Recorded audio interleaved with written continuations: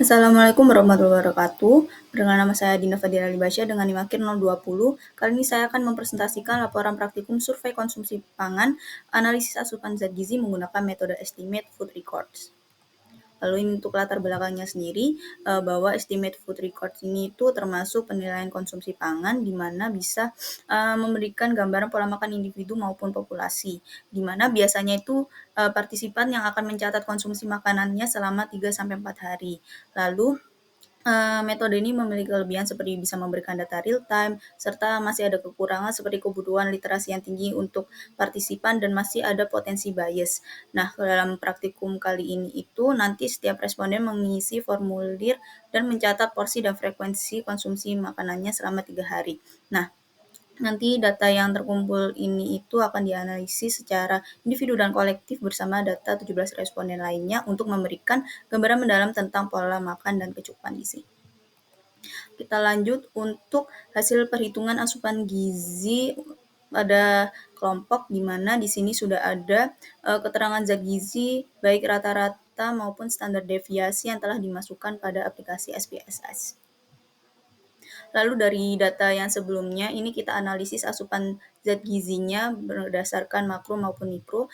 Nah, ini untuk zat gizinya sendiri, semuanya hampir belum memenuhi atau kurang, di mana zat gizi makro ini yang cukup hanya di lemak itu 57,7 gram, dan buat untuk yang mikro ini itu vitamin A-nya termasuk lebih 111%. Lalu kita lanjut untuk data yang individu. Di sini ada biodata responden BSL untuk melakukan metode ini sendiri. Ini dilakukan selama 3 hari, 2 hari aktif Selasa dan Kamis, dan akhir pekannya itu pada hari Sabtu. Lalu saat wawancara saya juga menanyakan mengenai data antropometrinya untuk tinggi badan dan berat badan, serta umurnya berapa. Lalu data antropometri itu dimasukkan ke dalam rumus IMT dan ditemukan angka 21.1. Ini kalau menggunakan cut off WHO Asia Pasifik ini termasuk normal. Lalu kita lanjut ke BMR dengan Haris Benedict. Saat dimasukkan rumusnya ini, ditemukan angka energi itu 1324 kilokalori per hari. Ini adalah energi minimal yang digunakan oleh responden BSL. Lalu kita lanjut ke specific dynamic action. Ini adalah 10% dari BMR, di mana 10% ini itu angka untuk menyerap, memecah, dan juga mengangkut zat gizi. Lalu kita lanjut ke energi aktivitas fisik.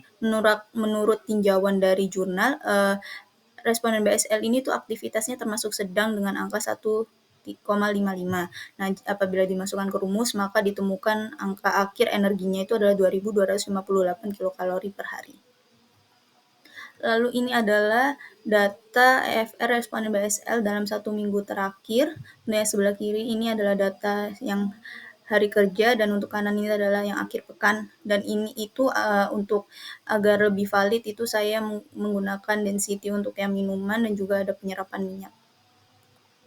Lalu ini adalah hasil perhitungan total asupan zat gizi berdasarkan data FR responden BSL. Ini utamanya mencari dari Nutrisurvey terlebih dahulu, lalu TKPI dan DKBM, serta ada beberapa yang saya mencari dari tabel komposisi negara lain. Lalu ini adalah rekapitulasi data EFR responden BSL dalam 1 minggu terakhir. Jadi dalam 3 hari tersebut itu totalnya akan dirata-rata, dan analisisnya ini itu adalah rata-rata asupan energi BSL itu 924 kilokalori per hari. Ini itu juga terlihat bahwa bervariasi antara hari kerja dan juga akhir pekan. Sehingga bisa terlihat bahwa asupan protein dan lemaknya ini juga termasuk fluktuatif, dan karbohidratnya ini tuh terlihat lebih konsisten. Lalu untuk mikronutriennya ini termasuk rendah pada hari Sabtu dan Selasa. Kesimpulannya ini tuh mungkin pada hari Kamis itu asupannya itu lebih tinggi karena konsumsinya lebih banyak, dan memang pada hari Kamis itu aktivitasnya cukup padat. Lalu data tadi itu dianalisis untuk rata-rata asupan zat gizi responden BSL. Di sini untuk kecukupan energinya itu menurut BNPG ini 41%, termasuk defisit berat. Lalu untuk zat gizi makro dan mikronya sendiri ini sama seperti yang kelompok tadi, kebanyakan memang belum memenuhi atau kurang. Tetapi pada yang vitamin C ini termasuk cukup dengan persentase pemenuhan 90%. Lalu, kita menguji validitas Goldberg cut-off-nya untuk yang individu. Ini, untuk energi intake-nya diambil dari yang rata-rata 3 hari tadi 924, lalu untuk BMR sudah dihitung dengan rumus yang di awal tadi. Sehingga hasil akhirnya ini energi intake dibagi dengan BMR itu, ada 0,7. Ini kesimpulannya itu adalah underreporting karena normalnya harusnya 1,1 sampai 2,5. Mungkin ini ada bias, seperti responden itu lupa memasukkan makanan pada hari itu maupun saya kurang untuk menggali lagi makanan apa saja yang dia makan pada hari itu. Lalu ini juga, ada perbandingan asupan zat gizi antara responden BSL dengan kelompok. Hampir semua zat gizinya ini itu individu BSL itu lebih rendah, kecuali pada konsumsi vitamin C. Untuk responden BSL sendiri lebih bagus daripada kelompok, yaitu 67 dibandingkan 46.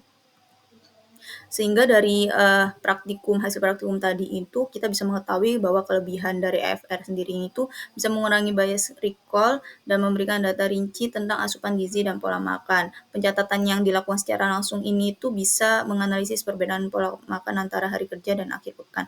Tetapi memang dalam praktikum ini masih ditemukan banyak keterbatasan seperti membutuhkan literasi yang baik, terutama pada responden untuk memperkirakan porsi makanan dengan akurat karena beberapa makanan itu kan membeli dari luar sehingga kita tidak tahu komposisi akuratnya itu berapa, dan itu bisa menyebabkan potensi underreporting dan kesalahan estimasi porsi serta bias reaktivitas.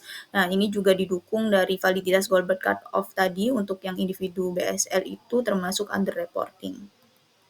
Sehingga kesimpulannya, memang asupan gizi dari individu maupun kelompok ini belum memenuhi kebutuhan yang disarankan, sehingga, juga ada validitas data yang menunjukkan kemungkinan underreporting.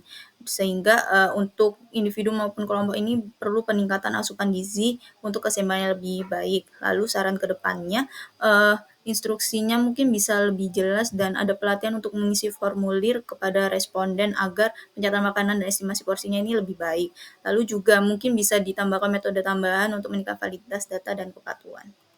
Ini adalah daftar pustaka yang saya gunakan. Sekian presentasi dari saya. Mohon maaf apabila ada salah kata. Wassalamualaikum warahmatullahi wabarakatuh.